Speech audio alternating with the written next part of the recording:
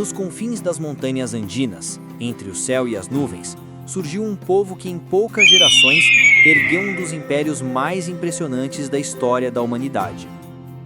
Eles se chamavam Filhos do Sol e acreditavam que seu imperador, o Sapa Inca, era descendente direto da divindade que iluminava o mundo.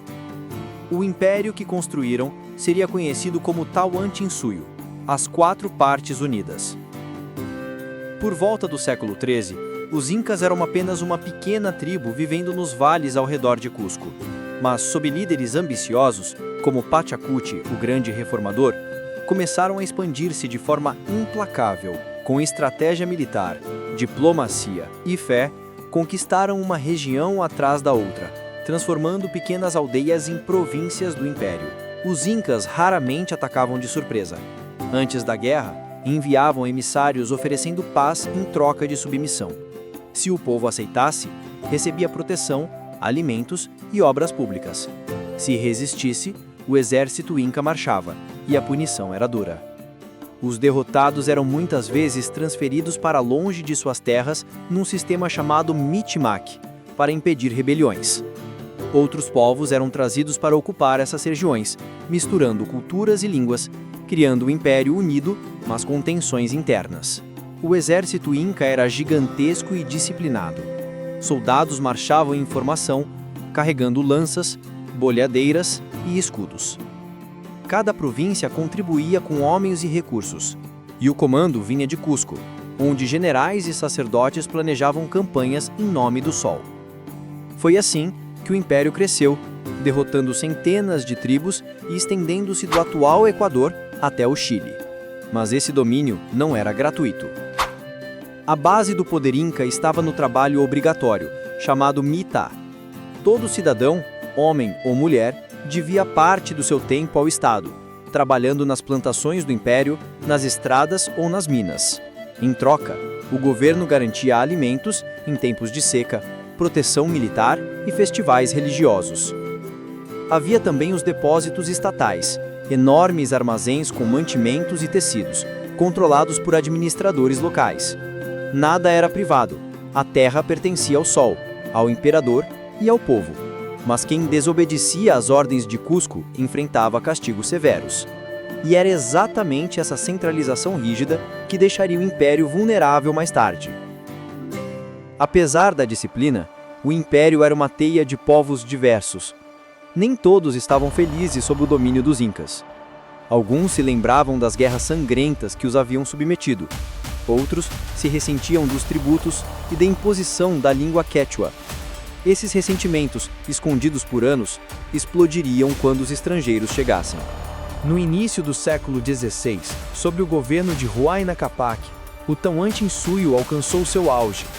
Cusco brilhava como uma joia no coração dos Andes. O império contava com milhões de habitantes e uma rede administrativa quase perfeita. Mas o destino estava prestes a mudar, e o inimigo não vinha com espadas, e sim com micróbios invisíveis.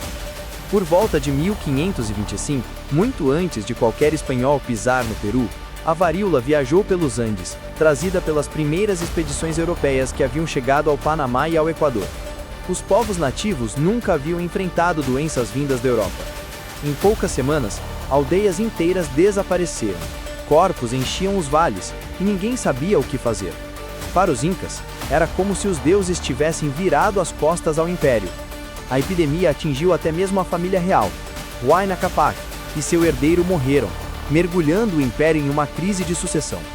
Sem um líder claro, dois filhos, Huáscar em Cusco e Atahualpa em Quito, começaram uma guerra brutal pelo trono. O império, antes unido e disciplinado, se fragmentou em ódio e vingança. Enquanto irmãos se matavam nas estradas do Tawantinsuyo, do outro lado do oceano, um homem preparava-se para cruzar o Pacífico, em busca de ouro, fama e glória. Seu nome era Francisco Pizarro, e ele estava prestes a transformar o mundo dos Andes para sempre.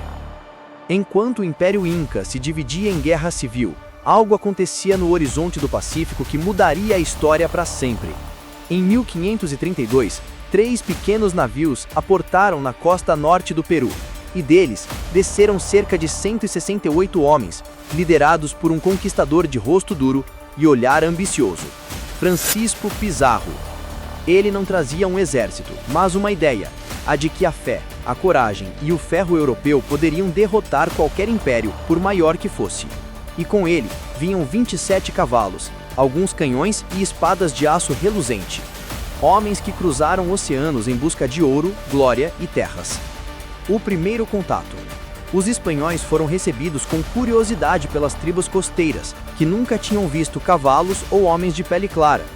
Os boatos se espalharam rapidamente pelos Andes. Estranhos vindos do mar, montados em feras gigantes, armados com trovão e fogo. Para alguns povos, eram deuses, para outros, presságios da destruição. Pizarro não perdeu tempo. Soube que o Império Inca estava dividido e decidiu explorar essa fraqueza. Aproveitando a confusão da Guerra Civil, mandou mensageiros a várias tribos, prometendo liberdade àquelas que o ajudassem a derrubar Cusco, e muitos aceitaram. Entre seus primeiros aliados estavam os Cañari, perseguidos por Atahualpa por apoiarem seu irmão, o Huáscar. Também se juntaram a ele os Huanca, que haviam sido escravizados e humilhados pelos Incas. Logo, o pequeno exército europeu passou a contar com milhares de guerreiros indígenas, homens que conheciam cada vale, cada montanha e cada caminho secreto do Império. Naquela época, Atahualpa ainda comemorava sua vitória sobre o Huáscar. Seu exército era poderoso, disciplinado e ele se considerava invencível. Quando ouviu falar dos estrangeiros, não demonstrou medo. Pelo contrário, enviou mensageiros com presentes, pensando tratar-se de aventureiros inofensivos. Mas Pizarro planejava algo maior. Ele sabia que não poderia vencer uma guerra aberta. Então, decidiu atacar o coração do império, o próprio imperador, e preparou uma armadilha na cidade de Cajamarca. A cidade era pequena, cercada por montanhas e perfeita para uma emboscada. Pizarro enviou um convite para que Atahualpa se encontrasse com ele em paz. O imperador aceitou, confiante no poder de seus 30.000 soldados que acampavam ao redor da cidade. Ele entrou em Cajamarca sem armas, escoltado apenas por músicos e nobres. Do alto das muralhas, Pizarro observava. Em silêncio, escondeu seus homens dentro das construções da praça principal. 168 espanhóis contra dezenas de milhares de incas.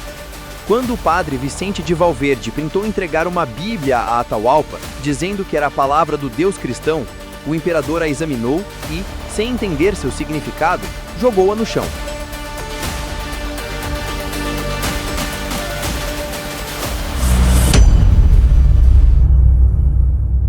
Aquele gesto foi o pretexto que Pizarro precisava. Ele levantou o braço e o inferno começou.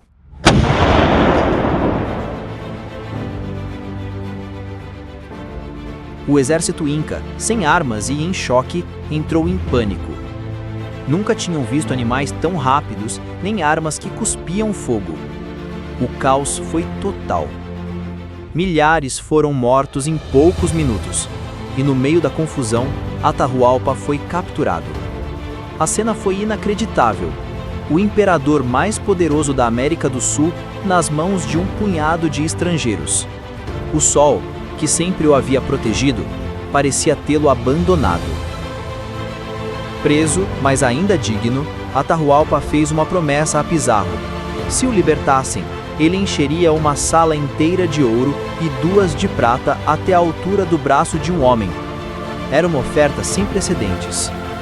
O ouro começou a chegar de todas as partes do império.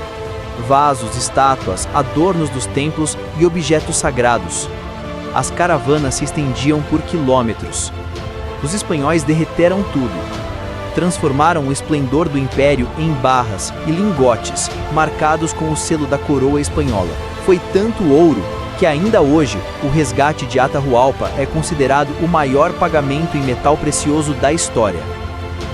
Mas Pizarro nunca teve a intenção de libertá-lo. Mesmo após receber o resgate, acusou Atahualpa de traição e idolatria. Ele foi julgado, condenado e executado em 26 de julho de 1533.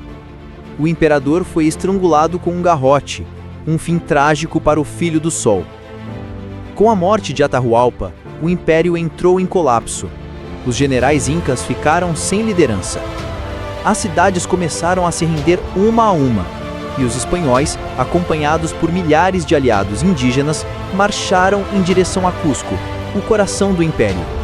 Eles sabiam que a vitória estava próxima, mas também que o pior ainda estava por vir.